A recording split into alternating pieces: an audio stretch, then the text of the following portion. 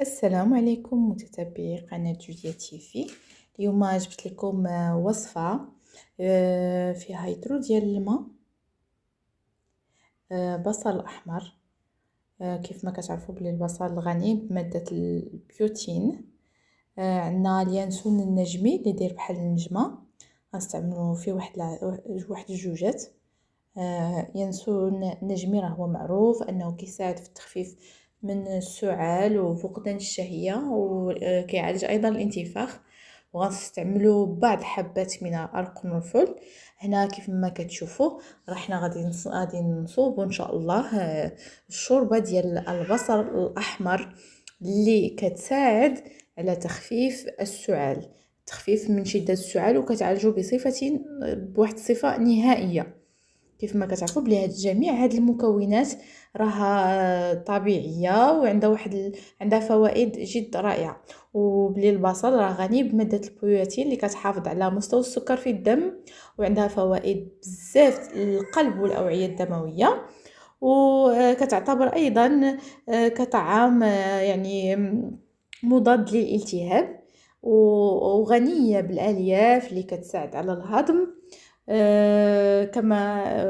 كما انها حتى هي فيها الفيتامين سي اللي كينقي البشره، وكتظهر الفعاليه ديال البصله ايضا في علاج يعني بعض السرطانات. الله يحفظنا ويحفظكم.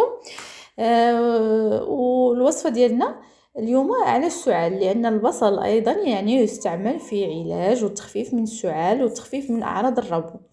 هنا غادي نستعملوا يعني بعد ما قطعنا البصله ديالنا 3 البصلات، بعد ما قطعناهم قطع مربعات غنستعملوا واحد 6 زعما ديال هذا 6 ديال القرنفل كيف ما كتشاهدوا، وغادي نديروا معاه اليانسون النجمي يعني ما يعادل 5 ديال اليانسون النجمي مع 6 ديال القرنفل.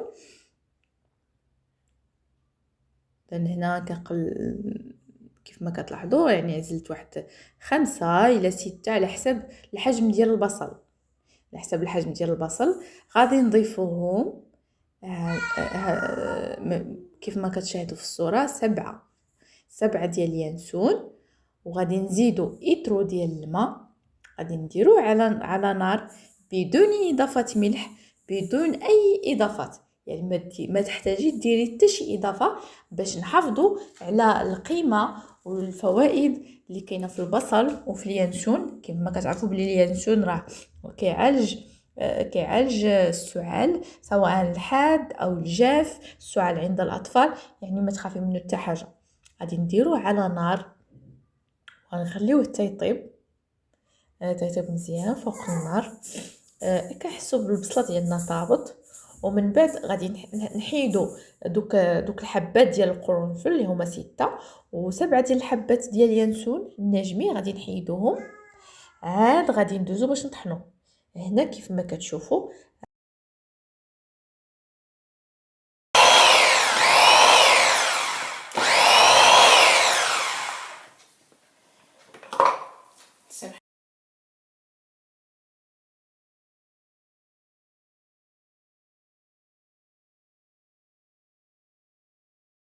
يا البنات باش ما تنساوش، راه ملي كنطحنوا البصله ما كنطحنوش مع هذوك 7 القطع ديال اليانسون و7 الحبات ديال القرنفل، كنحيدوهم عاد كنطحنوا في مونينيكس ديالنا.